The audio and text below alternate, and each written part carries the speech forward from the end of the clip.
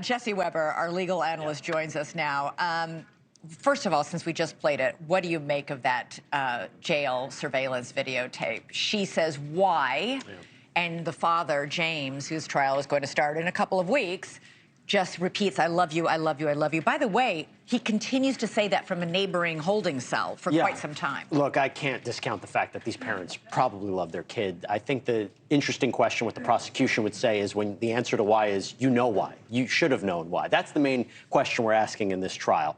Because there was a number of red flags, and there was a number of things that the Crumbleys knew that they allegedly didn't communicate to the school. You know, Elizabeth, the night before this shooting, they locked him out of the house because he was having hallucinations.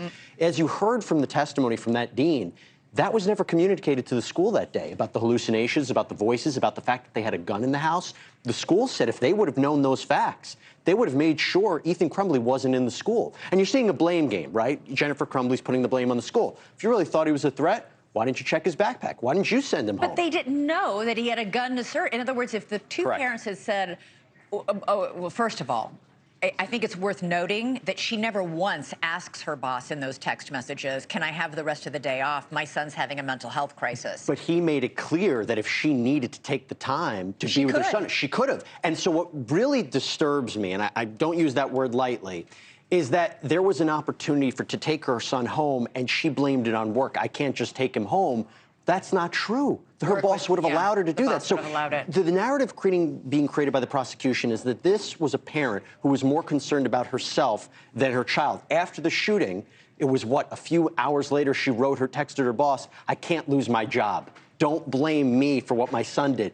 That's an odd thing to say in light of this. Why would they lock him out of the house? Who locks a 15-year-old child who says he's seeing things outside the house? That's a great question that I think needs to be answered by Jennifer Crumbley. There's a talk about whether or not she'd take the stand. You and I were talking about it before we came on.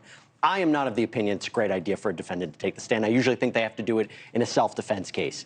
This is a different kind of case where I think the jury needs to understand, why didn't you do more? Did you not take your son seriously? Did you think that there was talk about, did you think he needed to man up? You think he was joking? You think he was lazy?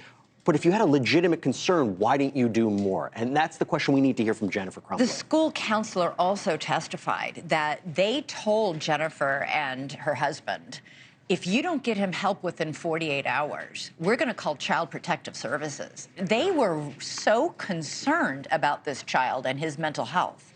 Absolutely. And if things played out differently and he didn't open fire that day, would they have actually taken him to get help? Possibly, because it was getting to the breaking point. Remember why they were called to the school.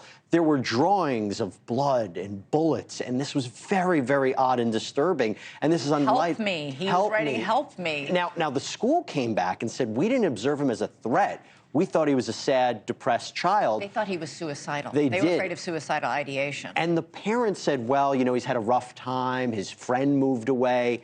That's not what was being communicated, at least to the parents, through Ethan Crumbley. So again, I can't stress this enough. I think she has to take the stand to explain what are very bad facts in this case against her. And doesn't it backfire to say it's the school's fault for not searching the backpack when they failed to tell the school that they had just 4 days earlier bought their son a gun and given him bullets for it? So the name of the game here is, was it reasonably foreseeable what would happen? If they can say the school didn't even think that this was a danger, they couldn't foresee a school shooting, how could you blame me? That's what they need to do in this circuit. The school didn't have all the facts. That is true. And Jennifer Crumbley is saying the school had information about Ethan that they didn't communicate to the parents. There's a blame game here. And I really think in this kind of case, you have limited kinds of defenses. I'll say this.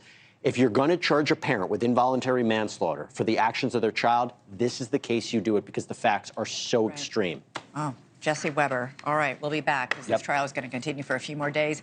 Then the defense makes its case, and we think Jennifer Crumbley may, in fact, be on the stand, which will be it'll be something. Okay, thanks. Thanks so much for watching. Go to joinnn.com to find NewsNation on your television provider. And don't forget to click the red subscribe button below to get more of NewsNation's fact-driven, unbiased coverage.